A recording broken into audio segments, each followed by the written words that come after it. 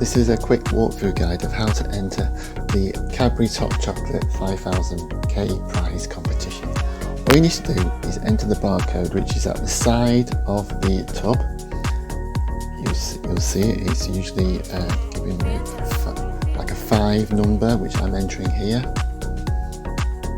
Okay, when you've done that, you need to enter the batch code, and the batch code would be on the silver bit which is underneath the tub.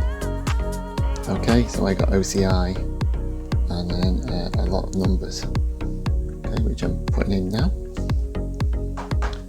Okay, you've done that, you just press enter, get a tick box to say that's okay, and then you get a selection of what do you want to go for in part of your prize win. You can have like this home cinema, Wimbledon tickets, new kitchen furniture,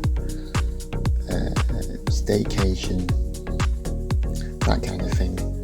You just select which one you want to enter, and then you just put in your details and email address and where you bought it from, like Asda, Tesco's, Iceland, UK or Ireland member. You click submit.